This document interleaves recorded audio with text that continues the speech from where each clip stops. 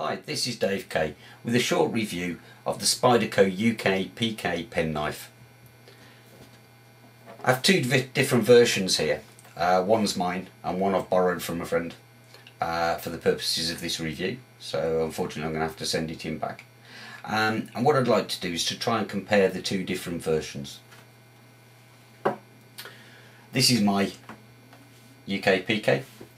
The UKPK is a knife designed specifically for the UK market.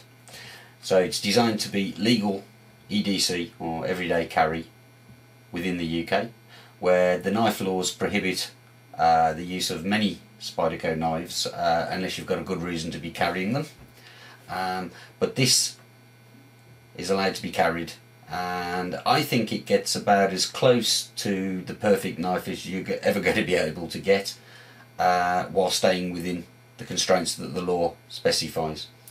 So just a reminder, to be able to carry a knife without a particular reason, like for your work or to do with your trade in the UK, a knife must be folding, which this one is, have a cutting area of less than 3 inches, a blade of less than 3 inches in length, which this one does, and it's not permitted to lock. So this, as you can see, is a slip joint knife, and as I say, I think it'll be hard to come up with a pocket knife that satisfies all of those criteria, that make it legal, that actually performs better than the Spyderco UKPK. So the downside to the UKPK is that it's an expensive thing to acquire. I've seen these things for sale online for anything between £90 and £105.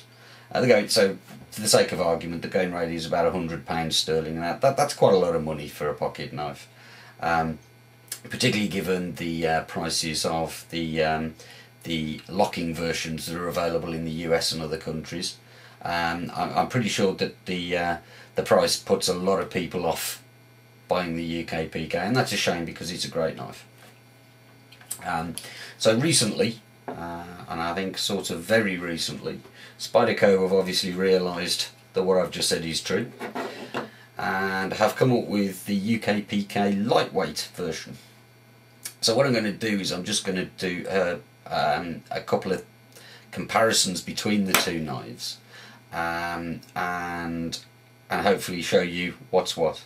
The first thing to bear in mind is this is a £100 knife, this is a £40 knife, so I mean this is 60% cheaper than this one. Now obviously they've had to do some things with the materials to achieve that saving, but at £40 this now becomes a much more viable product, and so hopefully Spyderco will sell a few more of these in the UK. The main difference between them, the most obvious difference between them as soon as you take them out of the packaging, is that the lightweight is much lighter. Perhaps on a scale we can probably test that. The difference isn't that great, but it actually feels quite significant in the hand. I have a small set of scales here, so we can try and put this so you can see. The original UKPK is weighing in at 69.9 grams, and the new lightweight weighs in at 52.5 grams, so that's fairly significant.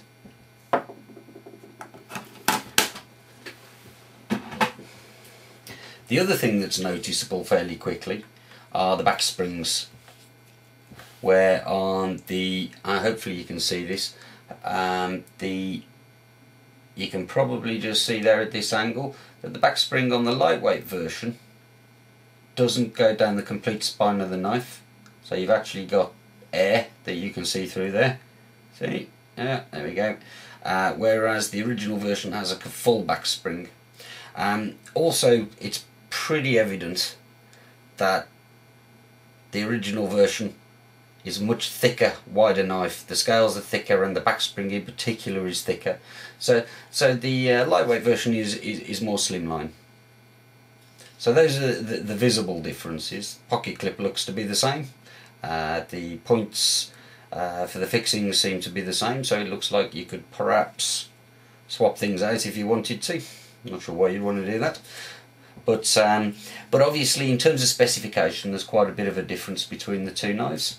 So the original has a CPM S30V blade, which, as I say, I can vouch for. This is my knife and it's my favourite pocket knife, because I can take it where I want and I can use it where I want, and it's a great knife. And the scales, this is the foliage green colour, obviously, as opposed to the bright orange that you can get, are made of G-10.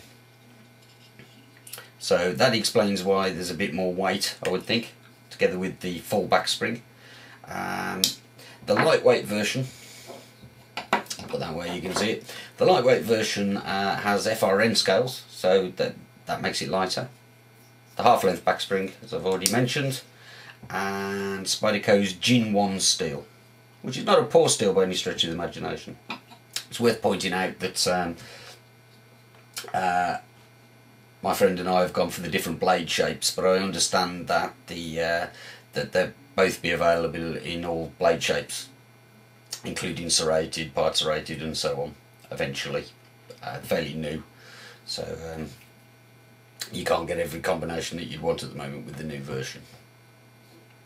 So that's a sort of look at the differences that are visible between the two knives, and a couple of specifications. There are a couple of things that I noticed fairly quickly, and the main one, I think, is the strength of the back spring.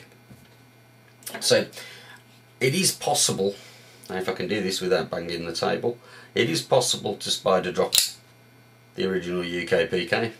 Not sure how much of that you got on the camera, but trust me, I did.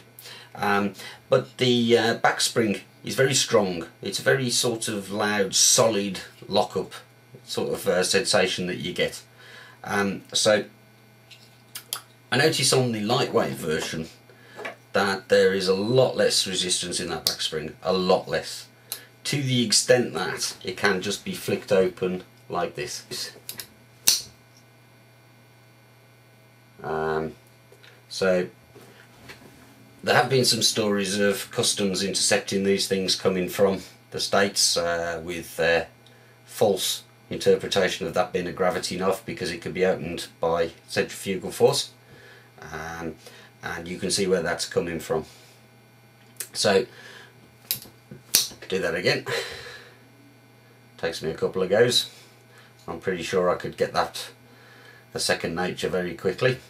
And you can see, just to demonstrate, with just my fingertip it's very easy to close that blade, whereas on the original version you have to apply, there's a much more reassuring sort of half stop when you open and close the blade. As first click, second click, whereas this, it's more of a sort of smooth option. There is a slight sort of halfway stop there, but it's not very significant. And if you just listen to how sort of solid the lockup sounds, a slight click there as opposed to the G10 version. I do have some concerns that if you were using the lightweight version to do anything with the tip and apply pressure, it folds very easily. I think in the normal cutting position, the way the choil is shaped here, I don't think you'd have any concerns. I think it'd be okay because the way your finger works against the blade trying to close.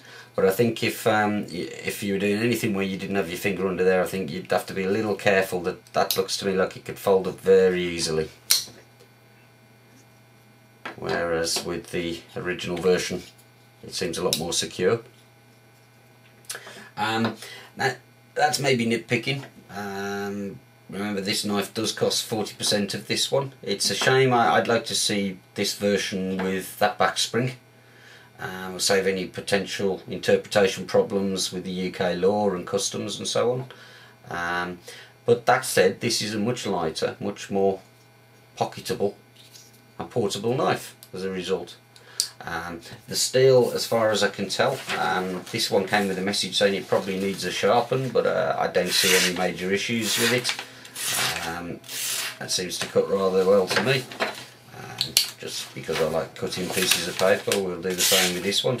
And you can feel that this steel is a bit better. We know already that this has much better edge retention, but it's a premium steel. It costs £60 more than this knife. So I don't think we can complain too much about that. On the whole, I think it's a very nice knife. If I had to choose between the two, then I would obviously take the more expensive knife. If I could only have this one, I'd be quite happy. I think it's a very good knife. It's nice to see Spyderco doing something that's a bit more affordable for us guys in the UK. And I'm fairly sure that I'll be adding one the lightweight models. I believe they come in this maroon colour. There is a blue. I'm sure there's some others that are on the way. I think I prefer the sort of leaf-shaped blade, but that's just a personal preference. I think I've just gotten used to it. It's a good knife, it's a good knife. So hopefully this video gives you an idea of some of the differences between the two, if you may be deciding on which one you want or whether to get one at all. They are both excellent knives. I'm a fan of Spyderco knives, and these are ones that I can carry around freely with me here in the UK, so they've got to be contenders. If you've got any comments at all, please let me know. Add them on below the video. I'll do my best to answer if I can. I shall only have this knife for another day or two, and then I better send it back to its rightful owner, because I'm sure he'll be missing it by now. I quite like the colour. I think I'm going to get a maroon one when I go for mine. So thank you for watching. See you next time.